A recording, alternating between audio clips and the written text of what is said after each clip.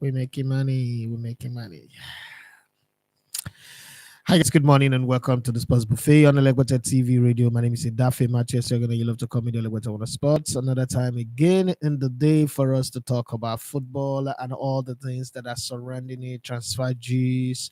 Oh, not just only football. Novak Djokovic, after years and years and years of dominating Australian Open. Chai. I didn't want him to lose and to lose to somebody by the name of Sinner. Oh shit. 6 years of dominating and then you lose to Sinner, but it's an Italian. So you know I love Italiano. Okay, so it's okay when you want to lose, you lose to Mario, Super Mario, brother. Julio Gibi, brother. It's okay, it's okay. But man, 6 years of great dominance, and the 10-time champions was upset this morning in the semifinals. So Yannick Sinner dethrones the 10-time champion in a very, very dominant four-set win in Melbourne, the semifinals. So he goes to the finals. Novak Djokovic bow out, take a bow. I don't think you should consider it a disappointment. Yes, everybody wants to win. You know, it is what's that we say to people when they lose. I don't consider it a loss, okay? But I know he's not feeling good. Well, the transfer window shut in 6 days, 14 hours, and 58 minutes. By the end of this show, it will be 6 days and probably uh 13 hours plus, but that's what it is all about. And we'll see, I'll give you some update from the transfer gist. The focus is still the Afcon, like I said, all through this period. For as long as the Afcon is there, our major focus will be the Afcon, and that's our major focus. So for you out there, if you joining in and you want to make any comment or contribution, you know what to do. Share your good, great, and absolutely fantastic moment of the AFCON 2023 or being hosted in 2024, the group stage, and also do your preview of the Saturday and Sunday games with focus on Nigeria versus Cameroon and the other three matches. So, in case you are not aware, the matches tomorrow is there are two games tomorrow. One will be played by 6 p.m. That's Angola, Namibia. Like it or not, two underdog. One of them will be in the quarterfinals. That one is taken care of. And then by 9 p.m., it is Nigeria versus Cameroon. Like it or not, one big name in African football will be kicked at. Between these two teams, there are seven. If seven, if I'm not mistaken, no, is it no? There are eight. Cameroon have five AFCON, five times winner. Nigeria is three. There are eight or seven. Sorry, I'm not sure of the numbers now, but I think it's five that Cameroon have. So between these two teams, these two superpowers of African football, one will be going home. Like it or not, by the time we get to 11 p.m. or if it goes into penalty, but by the time we get to midnight tomorrow, one of them is out of the tournament. But then by the time we get to night before Nigerian games kicks off tomorrow, one of Angola and Namibia will be in the quarterfinals. It's as simple as that. I just kind of like look at the way CAF have done the draws. I don't know if if the draw is rigged, but it just kind of like work out, give an even balance to everybody to compete. It's not that one that all of the big teams will go and congregate in the semifinals, but it kind of like give everybody a fair chance. Come and play football, right? Come and play football. There is no special treatment for anybody, whether you are host or you are a five times winner, you are seven times winner like Egypt or three times winner like Nigeria. It doesn't really matter. Come and play football, and then let's see what you've got. Equatorial Guinea and Guinea, one of them will be in the quarterfinals by Sunday nights. Okay. And then Egypt and DR Congo, one of them will be in the quarterfinals and one will be going home. So those are the matches that we would review as we will be here on Monday morning again. And let's not forget that tomorrow evening and Sunday evening after the final game, we'll be here to do our live recap of the two matches that have gone down. So you take your time to watch the game, see how the games go, and then you take your your time to get involved in the conversation as best as you can. Yes, there is a whole lot that we need to talk about. So I'm going to, for this one, give you guys time to soak it in and start. How do I put it now? Start waiting for you people to tell me what you think, and if there's any other topic in football that you want to discuss, to be nice for you to bring it up as well. Let's have a talk on it. And as you're just joining and you're viewing, do us a favor by liking. And if you've not already subscribed to the channel, do want to subscribe to the channel. This is Elevator TV Sports YouTube channel, and as well, it's Elevator TV and radio, and we pride ourselves as a leading brand when it comes to promoting African Nigerian football first, from grassroots up to the league level, and African football as well. And we talk to some of the biggest names in the industry, from players to coaches. We have a show called Around the MPFL that is centered around interviewing players and coaches of the league and promoting them as best as we can, putting them in positive light instead of what people used to describe them as suffering, hungry children that you want to take off the street. And we also, appeal to your sense of communal living or community, sense of community, to join our community, to be part of this community. Subscribe to the channel, share our channel, share our content with people. Do comment on the content, not just view and walk away. Do comment, share your opinion. And as you do that, follow the YouTube guidelines. It is actually bad on the channel to come on YouTube and comment and be insulting people. Like I always say, two or more truths can stand side by side, and we can disagree without disrespecting each other. It is very, very clear. The fact that somebody's position does not tally with your own does not automatically mean that, oh, all of a sudden the next best response to them is to insult them. Sometimes the way you guys insult yourself in comment section, like, come on, what's it? This is this person's view, and this is where they are saying it from, and they think that they could give it that way. So if you probably have an elevated view and you're seeing something different from what they're saying, it's like 6 and 9. Okay, if you're standing that way, you're saying 6. I'm standing here, I'm saying 9. You're not wrong and I'm not wrong, and we can both share that position.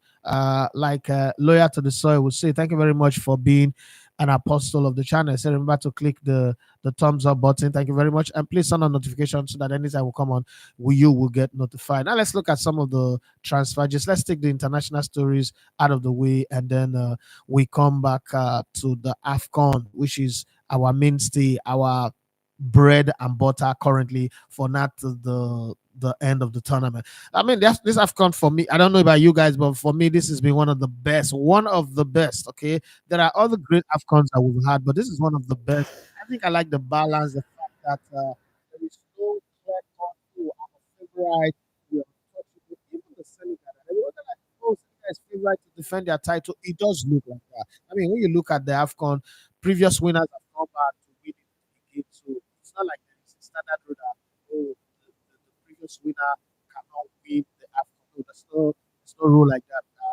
See previous winners, when it was same teams win. I mean, it started with back-to-back win for Egypt, and then later Ghana did back-to-back as well. So we've seen Egypt also do 3 straight. We've seen Cameroon do back-to-back.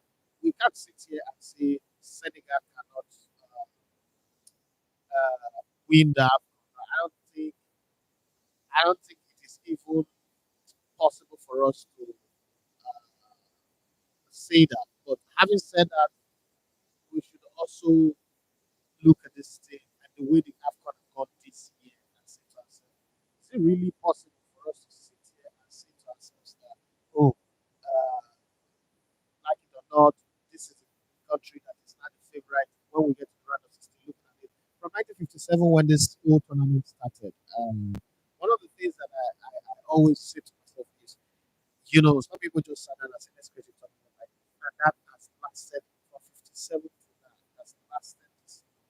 I think that kudos should be given to the people who make those decisions. Because, I mean, I'm running a business right now. I'm saying to myself, I would be excited. I would be over the moon if the business, this business start for 20 years. Not talk of going past 50 years. I mean, it's incredible how, it's something to be excited about. It's something to feel proud about. I mean, if you're the grandchildren or the children of the founding fathers of the Afcon, you see what it has become today, the many hills and valleys and tunnels and dark moments that it has gone through. It has survived military government in Africa, political unrest, imperialist manipulation from the colonial masters and all that. The tournament is still going. The whole conditions, you must play in June or you must not play in January and all that. The tournament itself, because listen, one of the things that as I was growing up, my mom used to say that it is not to people out there, it is how you train your mind and your eyes. So we both go to a place and we both see people see something. And one sees it as like, wow, he sees all the beauty in it. And the other one says, oh, this place is dirty, it's rubbish. Let me give you a very good example. So recently, a poll was made, an international organization made a list and ranked Lagos 19th best place in the world above Dubai, Beijing, Barcelona, a lot of places. And everybody was Nigerians who this organization is not a Nigerian organization. This organization is and now Nigerians who are supposed to be happy about it, especially most of them in diaspora, started kind of rubbish. Oh, our government, they don't pass our politicians, got to bribe. Now, if we're bribing, we should wait. I know, I was in one forum and everybody was just talking, no, it's not possible. Nigeria cannot be, Lagos cannot be. I said, Lagos is the worst city in the world. Would you guys argue? Say, no. The thing is, a, a dopamine type of enzyme, acid, or fluid in a lot of our brains, especially we Africans, that likes to be excited, that likes to get orgasm from the fact that anything about Africa has a negative undertone. Yesterday, I tweeted that this tournament, this is the best I've seen.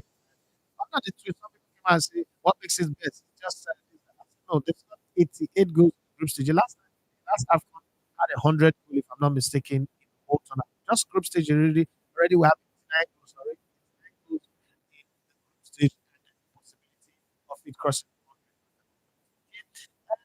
100. And but could see that the person was dwelling for negativity, like what of the Ivorian fans that were damaging things and all that. I say yes.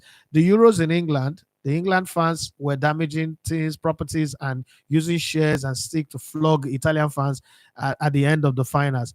Did that classify as the basis to judge the tournament? The answer is no. So you may see this is what you're seeing, but me, this is what I am seeing. And then add up to the years that I've been following the tournament. This might just be your first one and you're seeing it that way. But me, this I chose to see things this way. Okay.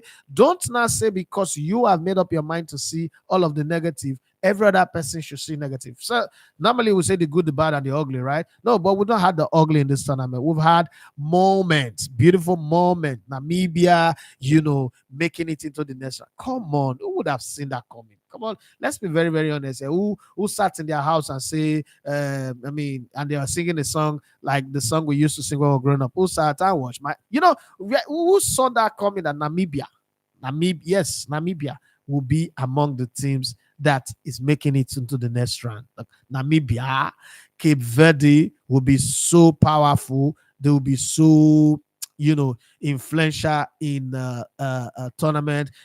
Equatorial Guinea will be in the same group with the host country, with 3 times winner Nigeria, and they will top the group. And the host country, Ivory Coast, will need blood of Jesus, Pharaoh, let my people go, rod of Moses, fasting and prayer, Adeboyo Yedepo, and all other prayers to be able to get through to the next round. Who would have thought about that? And in getting to the next round, they have Senegal to deal with.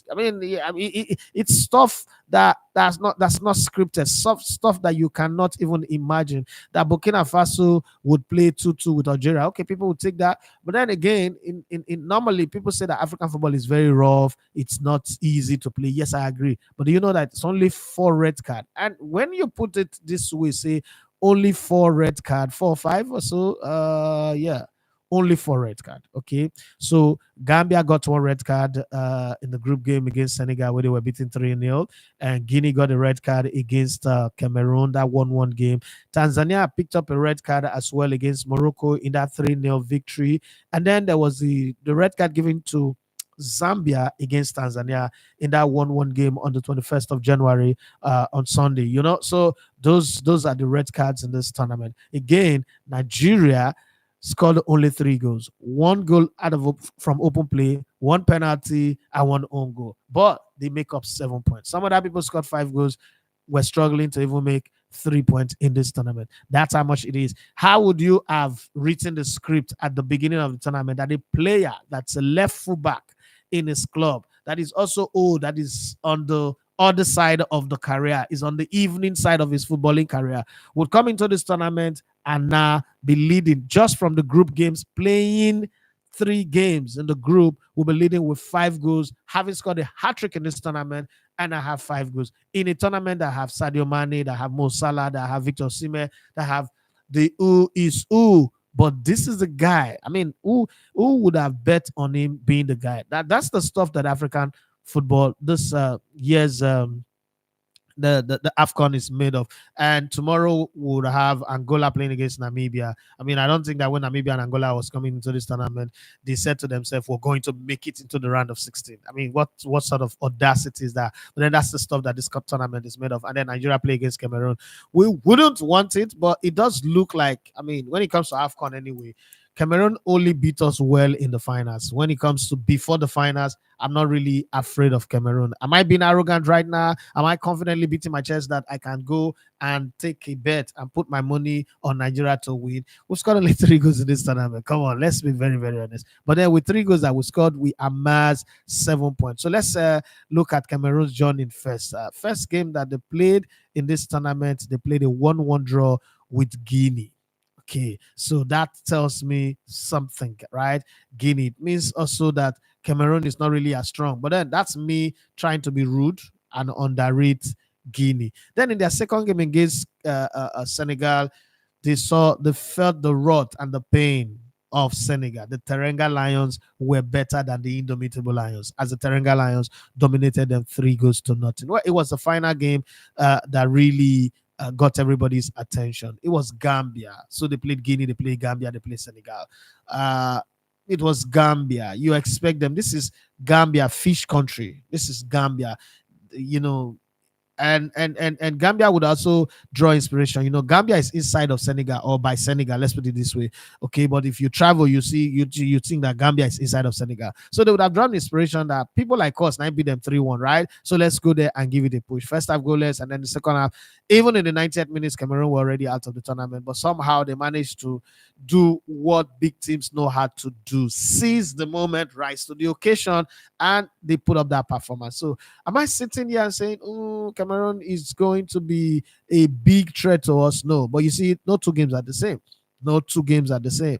They might come into this game and become something else. Our lack of ability to score might come up to bite us here. Our solid defense might choose this game to not be solid. There's a whole lot of things that can happen. There's a whole lot of permutation, 1,000,001 permutation. But whatever the permutation is, that's what makes football beautiful. That's what makes it unpredictable. That's what makes it great. And when it's happening on the African continent, we've got to talk about it. So wherever you are, share your thoughts. The best moment from the group games. For me, my best moment from the group games, I won't lie, was when Namibia, I think there was, so Namibia played a 0-0 draw with Mali, but that's not the one that got me like saying, what did I just see? Namibia also was beaten 4-0 by South Africa. So let's not say I am over fanboying Namibia, but this is where Namibia got my attention. I mean, I wasn't expecting it. I didn't see it coming. Namibia played against Tunisia. So first off, look at the group that Namibia find herself. Namibia are in the same group with Tunisia, South Africa, and who was out of that team that they played against? And you could sit there where you are against Mali. So this is not a group where you expect them to even make it out. Tunisia, Mali, Cameroon, what's it called? South Africa.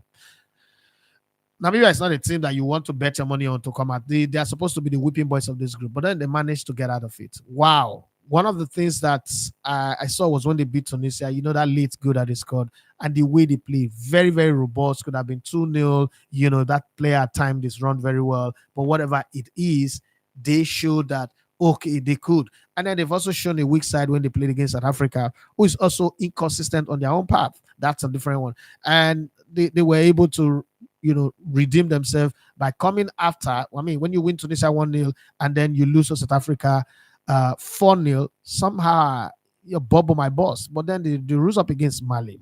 To me, Mali is a better team than South Africa, but football speaks different language. That's just the truth. Football speaks different language. Just when you think, oh, this is what is going to happen. No. Remember, Mali drew 1-1 with Tunisia. Okay. And the same Mali, if I'm not mistaken, gave South Africa a 2-0 hiding. And but somehow, somewhere in this conversation, Namibia find their way to stay. So it's credit to them and all that. Now let's look at the transfer rumors and the gist that are going on in the very beautiful world of football. Newcastle is never out of the transfer gist. I mean, away from Afcon a bit, have your club done good January business? Your expectations for January, have they met it? I mean, it's 6 days to the end of the transfer window. There's still a lot of business to be done, but this has been like one of the most quietest January transfer window ever. Maybe the big bang theory of the African Cup of Nations is so loud that we're not even seeing anything. But truth, the numbers don't lie. The numbers says that this is one of the quietest transfer window. And the fact that Kylian Mbappe have not extended his contract means that at the end of the season, one big move is sure that's definitely going to happen. Now, Newcastle United could sell English striker Callum Wilson 31 for about 18 million in the final week of the January transfer window, with Chelsea, Arsenal, and Manchester United all alerted to this one. 18 million for him. Would he score the number of goals that's needed? Well, he's not a bad player. He's a guy, he's a battle ram who can be up front there and give the opposition a fight. And if you create better chances for him, he definitely will take it. France forward Kylian Mbappe, 25, has received an offer to join Real Madrid as a free agent in the summer, and another to renew his contract with Paris St-Germain, but he remains undecided on his future. Well, people have said all the things they want to say. Mbappe chose to stay because the president of France, Emmanuel Macron, called him and said, look, you cannot go to Madrid last summer because we're hosting the Olympic and you are the poster boy of the Olympic.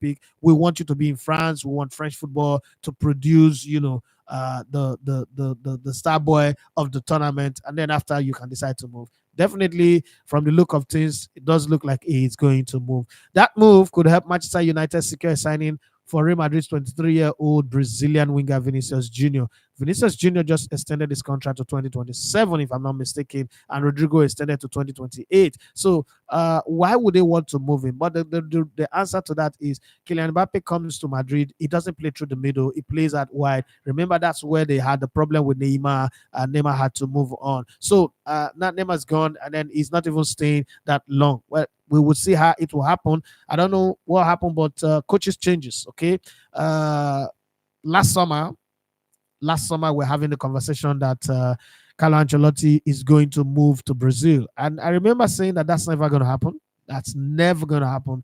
The football culture in Brazil, Carlo Ancelotti, it's a marriage that is never meant to work. It's not going to happen. Then Carlo Ancelotti went on to extend his contract with Real Madrid. Now, having said that, we also know that Madrid was playing a different type of a 4-3-3 until they signed Jude Bellingham. And then once Jude Bellingham came in, the best way to get the best out of him was to change again to his favorite diamond for the formation that he has used with AC Milan, used with Chelsea, and used with Bayern Munich and a few other teams that he's coached before. And that has now made Jude Bellingham all of a sudden one of the best player of the year, also giving him the voice to now start shading Lionel Messi. I mean, some things that all these small footballers should even avoid. But hey, it is what it is. In football, sometimes respect is thrown to the winds. But what I'm saying is Carlo Ancelotti can decide to say, you know what, I can accommodate these two players. But how you manage to make them happy is the thing that I don't know. But in Kylian Mbappe coming, and if they keep Vinicius Junior,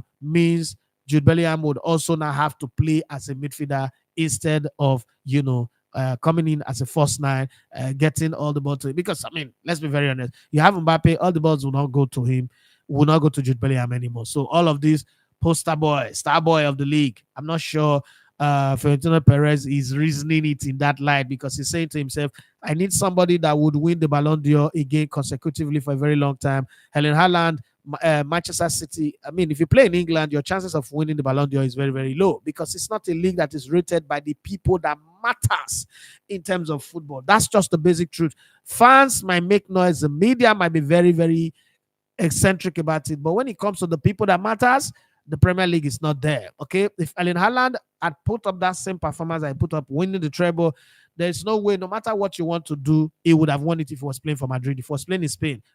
But hey, it is what it is. You can argue that one million times, but I'm going to stand on the side that I'm standing on. Real Madrid boss Carlo Ancelotti has asked the club to resign French striker Karim Benzema 35 from Saudi Arabia club Al-Ittihad. Bayern Munich are in talks with Galatasaray about signing 23-year-old French right back Sakaboy from the Turkish club after ending their interest in Newcastle defender Kieran Trippier for too much Serene and Gengen. Yes, Chelsea are among the clubs interested in signing Aston Villa's Colombia striker John Duran 20 before the January transfer window closes. Manchester United boss Eric Ten Hag wants Ajax and Netherlands striker Brian Brobby and Everton's English defender Gerard Bretwit, both 21, but the Dutchman is no longer in control of transfer. So cannot go and be bringing your countrymen to come and take money here and they will not deliver. And then again, like I've always said, and I will still insist, buy an IAS player at your own peril. They will perform in IAS, but when they go out, they hardly perform. The last time IAS players left IAS and went on to perform were the days of Clarence Seedorf. Clarence Seedorf actually is the best IAS player that left and went on to perform very well. And then you have Kanwako in the midst. The others, even the, what's it called? Okay, then Edgar Davis. Even the Patrick Kluivert struggle everywhere he went after Frank de Boer. Okay, the Boer brothers, they went to Barcelona and they did well. Marco Vermas also went to Arsenal and did well. But then thereafter, it became softy. The Ajax players are too soft. When they go out of Ajax, they struggle. Then you have Luis Suarez and then you have Zlatan Ibrahimovic who left and then they did well. Then there's this beautiful, is it Moroccan or Egyptian now? Hassan Mido is Egyptian, yeah. Asamido went to Tottenham, went to Rand, really did well, in my opinion. I might be wrong, but if you have a different opinion, you can let me know. Okay, the Football Association, no. Newcastle United are closely monitoring Nottingham Forest English forward Morgan Gibbs White, 23, for the January move. 6 days to go. Anything is possible. Wolverhampton Wanderers are stalling on a £30 million move for Chelsea 22-year-old Albanian forward Armando Broja as they work to ensure they comply with Premier League spending rules. Okay, the Football Association of Ireland is hopeful of hiring England under 21 boss Lee Castley to be the Republic of Ireland senior manager. Yeah, it was a fantastic player in his day. Morgan Rogers is believed to be keen to join Aston Villa after Middlesbrough rejected 2 bids from the Premier League side for the 21-year-old English forward. Okay, that move could help Manchester United secure the signing of Real Madrid's 23-year-old Brazilian winger Vinicius Junior if Kylian Mbappe moves to to Real Madrid. Crystal Palace are closing in on a deal to sign Colombia right back Daniel Munoz, 27, from Belgium Pro League side Genk. But let me ask you guys, if you're Vinicius Junior, would you leave Real Madrid and go to the trouble house of Manchester United? Let's be very practical here. Would you not rather fight it out?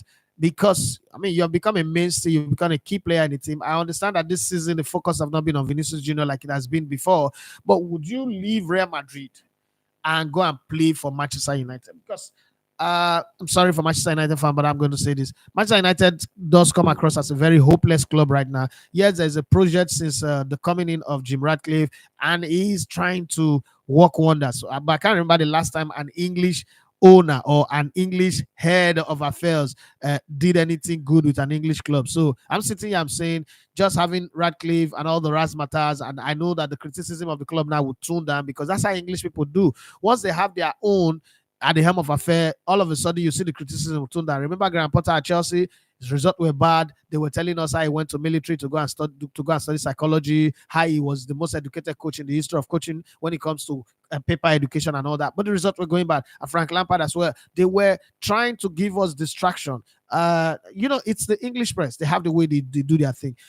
I don't know what's going to happen, but let's see. Is Manchester United a place you would go if you are Vinicius Junior, or if you are his advisors, if you are in his team, and you want to advise him where to go? Would you say, don't worry, go ahead, go to Manchester United, go and build the foundation? Brazilian players actually also struggle in England, especially the flair ones. So with all the criticism, with all the media, with all the looking for fault, before they'll tell you that Bukayo Saka is better than Vinicius Junior, blah, blah, blah, a whole lot of things to say. Look at Jadon Sancho, who came into Manchester United and looked like he wasn't going to fit in. All of a sudden, he's gone back to Borussia Dortmund, and you see he's playing well. I won't be surprised if he lead a resurgence of Borussia Dortmund back to the top. I'm just saying this so that I get your opinion on it. It doesn't take anything away from the Afcon that we're discussing, but I'm just wondering the loop in all of this transfer. Okay, Crystal Palace are closing in on the deal to sign Colombia right back Daniel Munoz, 27 from Belgian Pro Club side Genk. Okay, Blackburn Rovers are plotting a move for Queen's Park Rangers Irish defender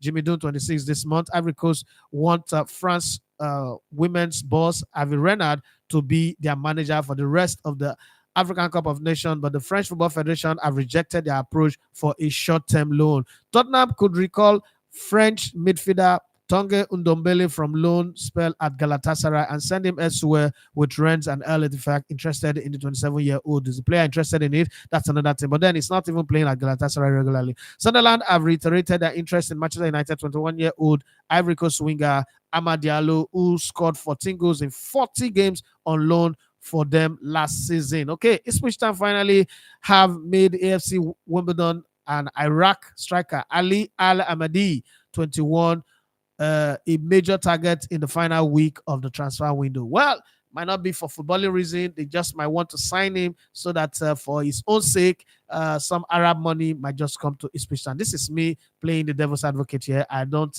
have fact to back that position that I just took up. But, you know, these things happen sometimes, and there could be strategies that are different from what football strategy really is. Okay, so let's come to the comment section. Damn, the comment section is full. Ooh. Damn. All right, let's start with Henry Morris. Good morning, sir. That guy that beat Joko just proved why he's called a sinner. He just sinned against the gods of tennis by eliminating Mr.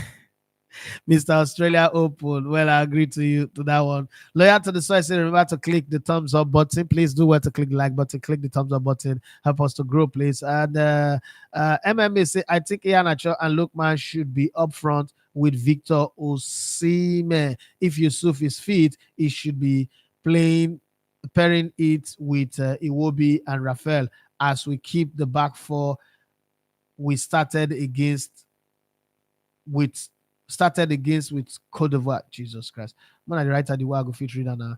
And then it is indeed one of the best. Still, I'm skeptical about the goalkeeper, but overall, he is better than Francis. Then they use date, they compare night now. Sure. Sleep is next to death, but then they wake up from sleep, then they wake up from death. It was all and the former what's it called? What's his name now? Stanley Nwabali. You can't compare Stanley Nwabali with Uzo. Uzo no sabi keep. There is what we call loss of form in football. You have 7 years in the national team. Your performance is consistently hopeless. Every opposition that play against us, Nigeria and clean sheet became enemies. We know they keep clean sheets. Anybody we play, whether in a friendly match or whether in a training match, we are playing 90 minutes. Oh, God help us, God help us. So we're not going to put. I'm not saying it is all Huru yet to Stanley still have more games to prove himself, but even at that, in the 3 games that he's kept, it's shown that his 3 games is better than Francis Uzoho 7 years. 7 years of rubbish, not qualifying for the World Cup. Only that one said don't scatter everything. Tosin Leomade says audio is breaking. Or is it for everybody or just for you? Because I think the audio is perfect here. I don't know. Let's see from your side. Maybe it's from your side. I don't know, but the audio is perfect on my end. And can any other person check from their side and tell me if the audio is good or not? But I think that the audio is perfect on my end because I'm monitoring it here, and it is that monitor that tells me if my sound is good or not. And the lights here, the lights are all green here, so it tells me my sound is perfect. When it's green, it's perfect. When it's red, it's blasting. Well, let's move on. Loyal to the soil say, Baba, double check that audio not as clear as the usual is. Really? MMA. So please, can somebody tell me anything about the audio right now? And I didn't see that message on time. Okay, so Yemi Dynamite. Hey Yemi, where have you been? Say the audio is good. Okay, so I take it that the audio is good. MMA say Chukwueze and Moses should please be at the bench. They both aren't creative, and especially Chukwueze is selfish. They don't pass the don't cross and the eyes always on the ground. I agree with you, but there is an argument that a few people will bring in. If you bring in Kelechi, okay, so Ademola Lookman is good. If you bring in Kelechi, you will cut our speed, and that means that you know that Alex Iwobi also turns over possession a lot. So that means that when we lose possession, we do not have the speed to track back. That's one of the thing that they always give Moses Simon and Chukwueze credit for, that they track back. No, because Nigeria now have now become more of a less defend and less attack. So we're not confident of us attacking, even though the claim is that Nigeria have the best attacking players in the on the continent, but we set ourselves up to let us defend. I don't think we'll find the confidence yet to say, you know what, we're solid enough at the back, we're solid enough in the midfield. Let's go all out and use our attacking strength the way the way they are on paper. Let's translate it down. It's like having trillions of dollars in your brain, but you don't know how to transfer it from your brain to your bank account, and so you can still die wretched. Okay, that's the way we are. We have quite a lot of strikers. I mean, how many other countries in this tournament would have Siri Desas not available to play, not selected, Taiwo Awoniyi not available because of injury, Sadiq Umar not available, Victor Boniface, who's the rave of the moment in the German Bundesliga, not available, but yet was still in this tournament. And we're not really complaining that we're creating the chances. We're not taking them yet. Let's just hope that on Saturday night we will take those chances. Having said that, I get your point anyway, but the argument is always, oh, they track back better. Kelechi Iheanacho, I mean, the most educated left foot in the national team. He could give you the short pass, he could give you the through pass, he could also draw attention to himself, he could create chances and all that. But sometimes there's just this nonchalant, lackadaisical attitude of Kelechi Iheanacho that, like I always say, that he's more interested in being a comedian, a clown, than being a football player. I would really want to see him put that energy, that ability on the game and on the grind. Let's have a little extra grind. But hey, whatever it is he's doing is working for him as a professional football player. So I'm not going to sit here and be the judge over his career. I think he's done well for himself. I just think that he could do better.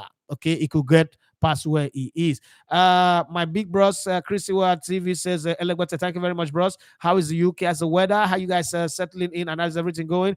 Loyal to the soil said the audio is better now. Thank you very much. Lower Dari Show me says, I think it's the advantage of having the 24 team format. If we have a 32 team format, expect the likes of Sierra Leone, Lesotho, Sudan to make the next round as well. I mean, we've been having the 24 this start this tournament now, but we've not had it this good. So not just making that excuse, but you look at the teams that have gone home. Have you looked at the teams that have gone home in this tournament? Oh, so let's start with Group A. Guinea-Bissau went home expected. Ghana have gone home. This has got nothing to do with 24. Ghana is a big team, is a big nation in the Afcon, and no matter how much we try to banter them, they are a team to be respected. They've gone home as well. So Mozambique is expected to go home. Nobody is going to complain about that one. Guinea Conakry. Okay, they are still in the tournament. They made it to the third team. Algeria was the champion in 2019. They've gone home. Tunisia have gone home. And I think Zambia have gone home as well. So it's not about the size of the tournament, actually. It's about the quality of football that have been played. Because sometimes when we use this argument, oh, it's the size of the tournament, I've seen some people, you're watering down what we've seen. It's not the size of the tournament that make Namibia to put up the performance that they put up. It's not the size of the tournament that make Cape Verde to put up the type of performance that they put up. It's not the size of the tournament that brought Equatorial Guinea to be top of a group that have Nigeria and Ivory Coast. It is just the fact that everybody is pulling. Oshobe and everybody work. Everybody is pulling for their country, and nobody is letting down. And if you show up feeling entitled and acting like all you need is just to appear on the field, some unknown country will beat you. Yeah, some unknown countries will beat you. That's why Equatorial Guinea was able to beat Cote d'Ivoire 4-0. There is no hide and seek to it. You're either going to play well and survive, or you're going to play badly and lose. Okay. What's it called? Oluwa Darisho, let me say, okay, I think I've seen that one. And then he went on to say the Afcon just started in this round of 16 onward. No, it didn't just started. It started since, and the group games. You can't say that the 89 goals that have been scored are not part of the Afcon. It's part of the Afcon. The Afcon have started since. It's not just started. We are halfway through it now, and we're going. Okay.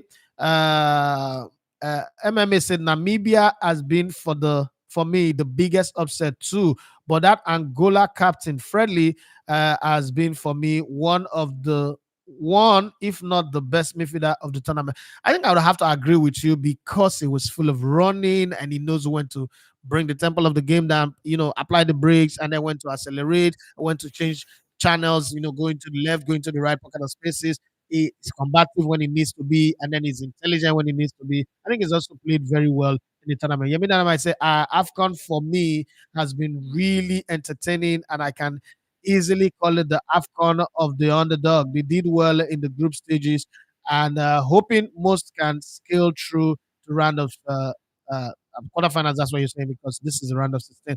Scale through round of 16. Okay. Yemi Dana might say, easy make Oyibo sign person. I'm going to forgive you. Every time I say audio is good, MMA says it was breaking as at when you were reading the transfer news, but now it's better. Okay, sorry, maybe it's a network.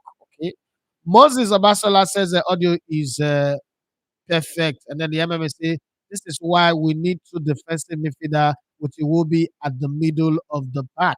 Okay, because if Kelechi speed issue, the boat can track back for us. We need goal moving forward while keeping a decent defense.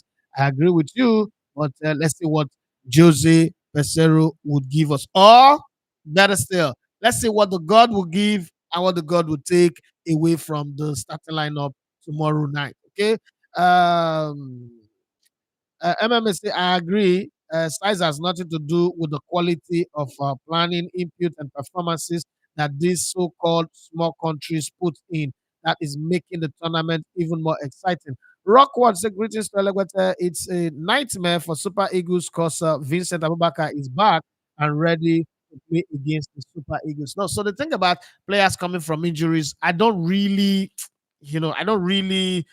uh panic because of that. Because again, when you go out injured, if you come back, you might not find the rhythm that you have before. Your instinct might not be there. But then it's a 50-50 thing. It could also come out and be a threat to the team.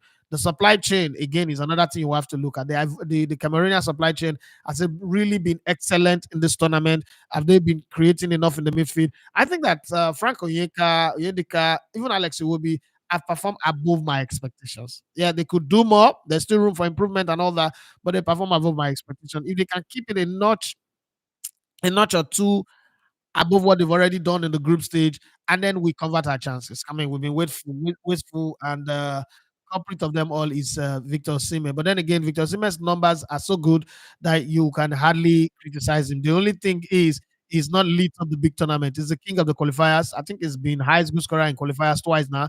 But at the end of the day, you want to see your star players light up a big tournament. That's one of the question mark that they had on Didier Drogba, while he was doing everything with Chelsea, but then he never really lit up an African tournament. Aubameyang as well. And Adebayo, you can understand, but the fact that he qualified to go for the 2006 World Cup would always be something that he gets the salute and respect for. So we can look at it from that angle. Though I thought to say this Afcon has been great in terms of number goals uh, scored, the smaller countries doing well, and the big countries, big coaches getting sacked at group stages. I mean, we've never really had coaches getting sacked in between tournament before. Maybe, but I can't remember that a coach that starts the tournament with a team gets fired or resigns, and then the team is still in the tournament. I can't remember. Not even in the Euros, not even in the Senior World Cup. It's not something that is easy to see. Let's see who's calling. Hello? Yeah, hello. Go ahead. Good morning. Good morning, IT now. IT speaking. Oh, so I'm on air right now. I'm doing a live show. Can you want to make a contribution? Then we can have it. But if you're not, you have to wait and call later, please. Okay, so sit back, people, please calm down. Rockward, he say, I not go put my mind for this match to avoid high blood pressure. Cause the pressure, it go show past the Ivory Coast match. I mean, that Ivory Coast game. Especially when they added 9 minutes. Taiwo Okunade says, good morning, Elegote, from Ireland. Thank you very much for all the way from Ireland. Please, guys, if you're watching, click on the like buttons for this. Let's flip the script a bit. If you are the coach, if you are Jose Peseiro, how would you line up your team against Cameroon? How would you set up your team against Cameroon? Because listen, sometimes again, the setup of the team is one you have to look at when you're playing. How you set up might just matter. So let's go to Cameroon's last game. That was mind-boggling and really, really panic moment for Cameroonian. Samuel Eto'o couldn't even handle himself. You look at the Cameroonian team; they play a predominantly 3-4-3 formation where you have Tolo, what's it called, um, Castellato at the back. Okay, the number 5, number 4, number 21. We don't know who is going to be in goal, whether it's going to be Ondua or uh, my guy, Onana. Oh, na, na, na. As I always tell him, baby, calm down. And then you have Yongwa, Anguiza, Ncheb, and then Chateau across the middle. The reason for that is these guys are not really as fast as they can, so they need more bodies there. And then you have Teko Ikambi, who for me was a fantastic player in 2021. Not really lived up to it yet, but he scored in this tournament as well. And then you have Magri, who most likely will be kicked out, even though he's wearing number 9 jersey, will be kicked out for Abubakar to come take his place. And then you have Umkondo. Okay. All of these guys are not like the days where you had Samuel Eto'o, Origen Mila, Jules what's it called? Mac- Siri Makanaki. No, it's not Siri. Yes, Siri Makanaki, right? And, it's not the days where you have those players or what's the guy that went to go and play in Japan now for Cameroon that went to that moved to Japan? That big man that have a big that reminds that looks like Abubakar. Patrick Mboma. Okay, Patrick Mboma. It's not the era of those players, but these guys could still, say, "Oh, now Nigeria would play. Oh, we don't want to lose to Nigeria." That could still be a problem. So for Cameroon, that might just be how they set themselves up. And that's one part of the conversation. Let's look at Nigeria's last game, okay? Or probably let's even take the Ivory Coast Nigerian game because in the last game we structure. I know that a lot of Nigerians are saying set the team up exactly how you set up against Ivory Coast. So let's go to that game and see how we set up in that game. Some say it's the 3-4-3 like Cameroon. Some say it's a uh, 5-3-2 or 5-4-1 formation. So let's even play the 5-4-1 formation trick first. You have Zaidu Sanusi on the left, you have Olaino on the right, but then you have Kevin Bassi, Trustekong, and Semi Ajayi. I don't know if Trustekong is fit enough to start the game tomorrow. If he's not, then there's definitely it will be Kenneth Omeru who takes his position. And then you now have in that midfield, you have Chukwueze, Frank Onyeka, Alex Iwobi, and Ademola Lookman, then with Victor Sime up front. Some people have argued drop Chukwueze and put Kelechi Iheanacho there, drop Frank Onyeka and put Alassane Yusuf there. I don't know how fit he is. I've not checked update from the camp today. As of yesterday, they said he's fit, he's training, yes, but I mean, they still have to do a check. To this evening, the medicals will have to do a check on him and see. I think that Victor Sime will still be in the starting lineup. Some people say, "Oh, start Paul Onwachu." Yeah, as much as that argument does make sense, and there's Terry Murphy on the bench, don't forget. Uh, the question is, if you take that gamble and we get to lose, people will say you should have played Osimhen, right? Because even though Osimhen wasn't scoring, he's the one that scored the equalizer in the first game. He's the one that caused the penalty in the second game. He's the one that pressured the defender to score the own goal. So, in and around our goal scorings, he's been present. He's been ever present. So, not scoring truckload of goals. And then I've also seen an argument for Ahmed Musa. Some people say that okay, Ahmed Musa should be played. His experience is required in this game. Blah blah blah blah blah blah. I don't know how you see it, but I would really want to get your take on what you think. It's pretty much very, very important. We don't have all the time in this world. We are 12 minutes away from the end of the show, but I really want to get your take. How would you set your team? So let's go to Taiwo. Uh Taiwo Konade says that I think it's high time we start inviting players from lower leagues whom are hungry to make mark in the national team. How do you know that they are hungry to make mark? That's the one thing you have to look at. If you say they are hungry, what's the barometer to judge the hunger? for them wanting to make mark in the national team, because it is easy to say this thing, but you still have to figure out what your definition of hunger is. Tao Konade say there are many good Nigerian players all over Europe and even outside Europe that aren't playing in the top 10 leagues. Okay.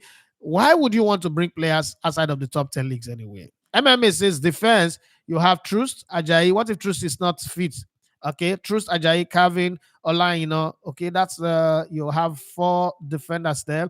And then the midfield is Frank Onyeka or Rafael Onyedika, Alex Uwobi, and Yusuf, if available. Up front in attack will be Victor Sime, Kelechi, and Lukman. Of course, our goalkeeper remains. That's what MMA says he would do if he is the one in charge of the team. What would you do? They say Ahmed Musa hardly make the bench in Sivasspor. Okay, so that's another eliminator, because you just said that players away from the top 10 league, and I think top Turkey is not there. So maybe what do you think?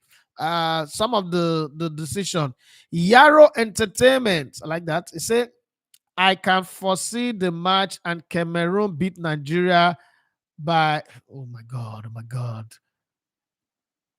I can't see what's by 2-0. You will come give me the testimony. I church you the run. Testimony where? Okay, let's see. Do you guys agree with Yara Entertainment that Nigeria will be beaten? Yara Entertainment, are you Nigerian or you're Cameroonian or you're Ghanaian?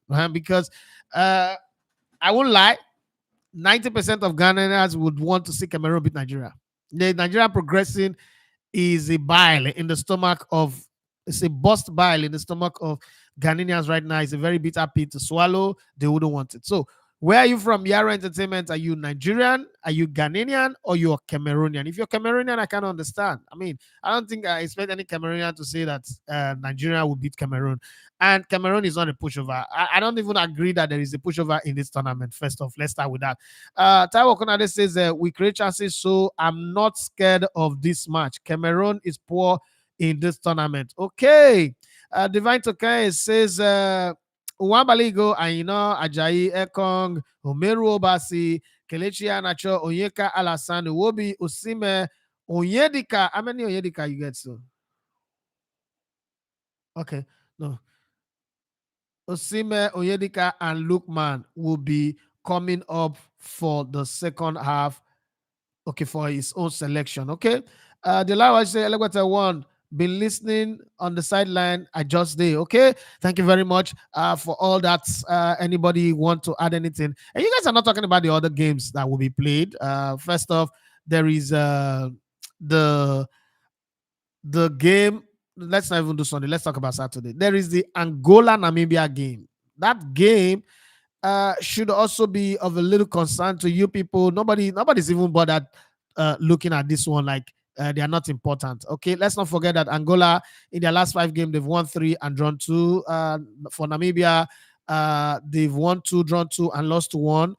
These two countries also have head-to-head. They've played against each other 3 times previously. 2 of those games ended 0. In short, the 3 games have ended in a draw. 2 ended 0-0, and then the other one, the first time they played was in the African Cup of Nations in 1998 in Burkina Faso, and it was 3-3. Now, after that, they've had friendly games in 2009, it ended 0-0. 2011, it ended 0-0. There must be a winner in this one. Okay, this is not a group game. There must be a winner. So for the very first time, there's going to be a winner between Angola and Namibia. Then on Sunday, there is Equatorial Guinea playing against Guinea Conakry. Yes, let's put it that way. And in their last 5 games, Equatorial Guinea have won 3, drawn 2, so they're not a team that find it easy to lose. And Guinea Conakry have also lost 2. Yes, lost 2, 1, 2, drawn 1. Okay, it's gonna go down. It's gonna go down. It's gonna go down. According to my friend, it's gonna go down. They do not have head-to-head matches. These two teams have not played each other anywhere before. This is the first time that they are going to be meeting each other. One will go down, one will stay. Which of the Guinea is more Guinea than the other? Is it the Guinea fowl or the Guinea pig? Which is more Guinea? Okay, but then there is the Egypt and DR Congo. Copper mines, gold mine, diamond mines. Well, it changes nothing. the strongest military might of the Arab countries is Egypt, but also the most successful African nation in the Afcon is Egypt. But this is how they pair. In the last 5 games, Egypt have drawn three, all three from this Afcon, and won two. Okay, those two is friendly international before the Afcon against Tanzania that they won 2-0, and the World Cup qualifiers where they also beat Sierra Leone 2-0. And then if you go to Tanzania, they are also not left out in this one. They've drawn, I mean, Congo, sorry. You go to Congo, they've drawn their last three. DR Congo, they've drawn their last three, but in the last 5 games, they've drawn four and lost one. Does this not already tell you that Egypt might just win this one? Egypt, that looked like they were gone, dead and buried in the group stage, all of a sudden, does look more likely to go to the quarterfinals than anybody. But then underrate DR Congo at your own peril. Egypt have played them before in the last AFCON. Remember in 2019, the one before the last, the one that Nigeria won the bronze medal. Egypt beat DR Congo by 2 goals to nothing, and they've also played friendly international. Before that AFCON in 2012, where it ended 0-0. Egypt have also beat what's it called? DR Congo 6 goals to 3 in a friendly match. And then in the World Cup qualifiers, Egypt beats DR Congo in their home 1-0 and also beat them in Egypt in Cairo 2 goals to 1. That's the last 5 head-to-head meeting. And there is a whole lot more.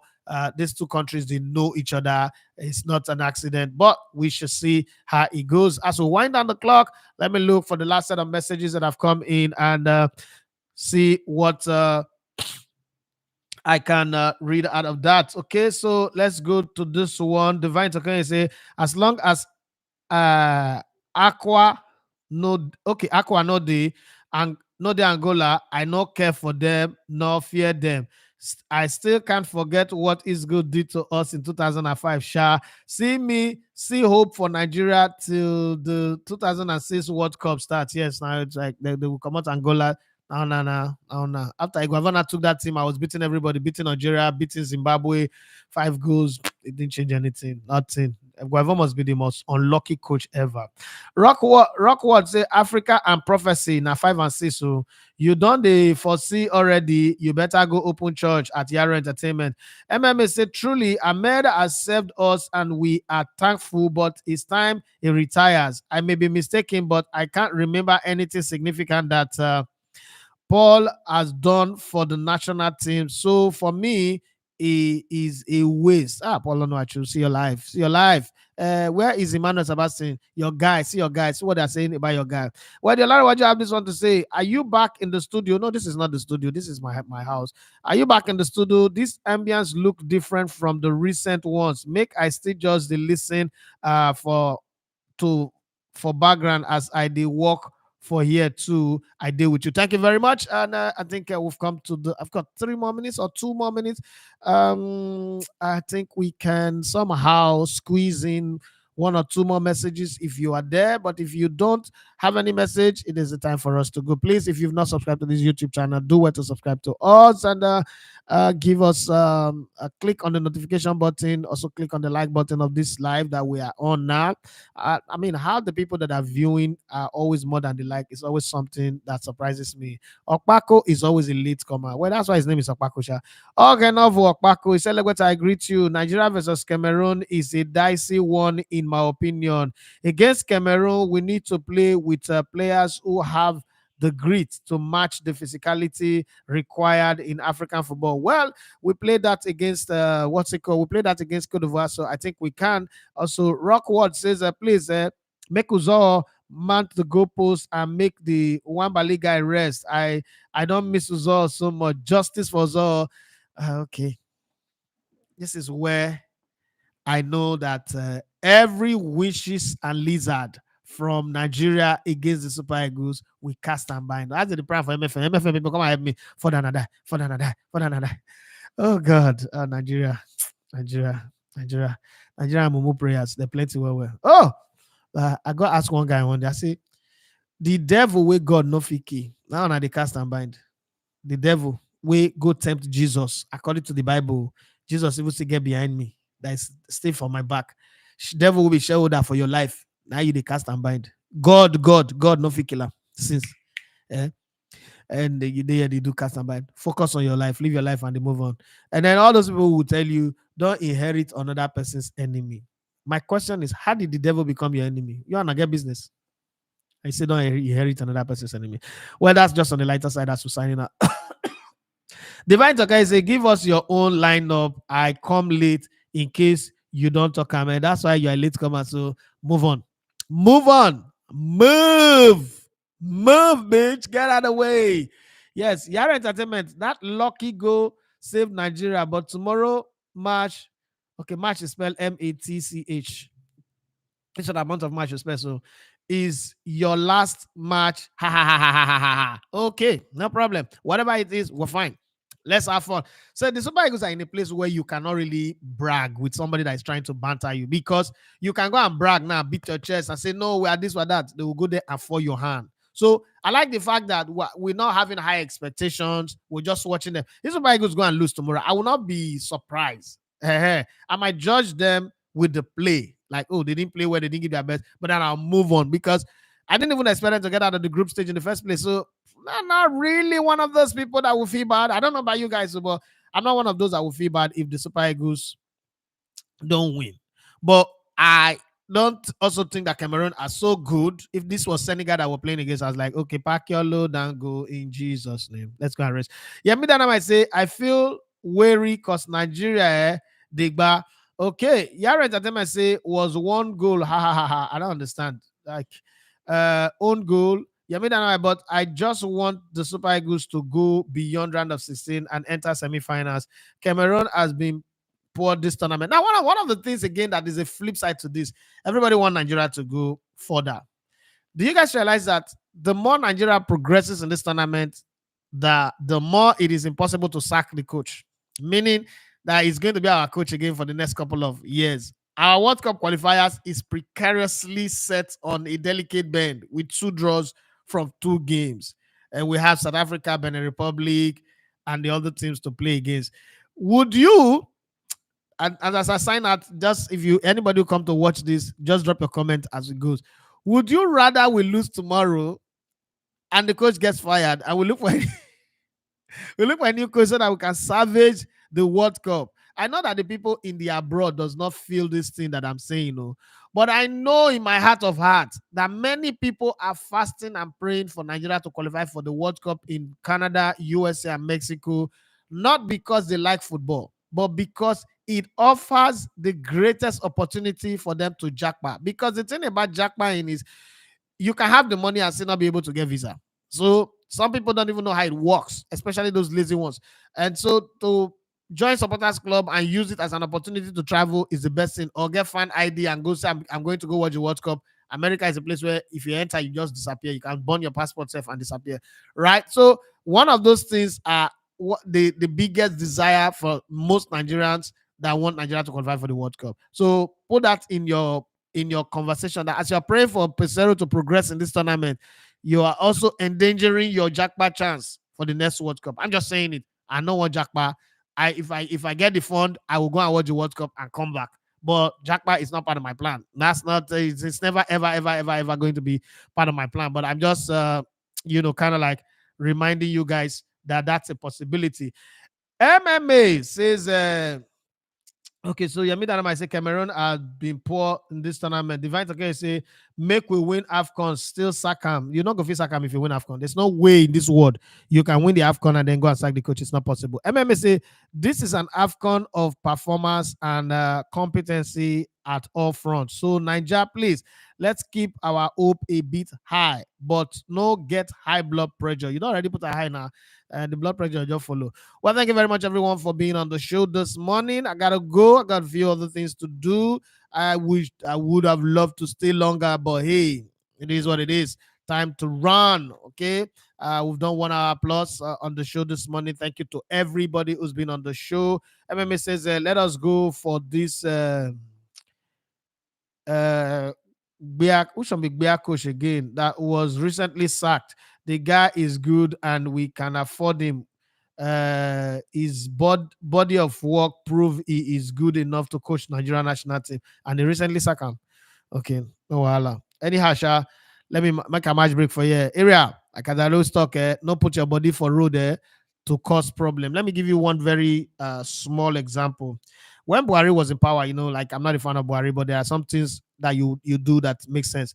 When he was awarding the second Niger bridge, awarding some of those contracts, he wanted to do a bridge from Warri to Baramatu. Those of you will be job people. Baramatu now where Tom Polo from come, and he wanted to do a bridge from Warri to Baramatu. Those people stood against it and said, "No, if they do the bridge, come. Yeah, if they want to arrest us, if they want to invade this place, it go easy for them." My question is, what are you doing illegally that you are afraid of invasion? That's one. But that bridge would have brought a lot of development. They kicked against it. Now there's going to be a bridge from Warri to Escravos. Tomorrow, somebody say, "Oh, Shakiri people now that they take everything." No, not be them. Some people are just enemies of progress, because people always ask me, why do I always say, if you can't be the solution, don't be the problem? That's an example of somebody using his own personal greed to be the problem and the abinger, the impediment to the progress of his entire generation from now going forward. Okay, a bridge would make it easy for them to take their foods, their fish. I mean, you can't sell fish to somebody who also have fish, but there are people who need your fish and then you need pepper. It will be easy for movement, but somebody just decide that because of their criminal activities or whatever activities that they are carrying on, they should not build a bridge to their to their side. Now another side wants to get it. Tomorrow you start judging this tribe, like this tribe, this one, that. No, they did not. You guys are your own enemy. So as I sign out, I say, don't be the problem. If you cannot be the solution, please don't stop those who are the solution. God bless you and have for yourself a wonderful day. Let's do this again tomorrow evening or tomorrow night after the Nigerian Cameroon game. God bless you. I have a wonderful day. My name still is Idafi Matthew. You love to call me the Legotown Sports. Bye bye.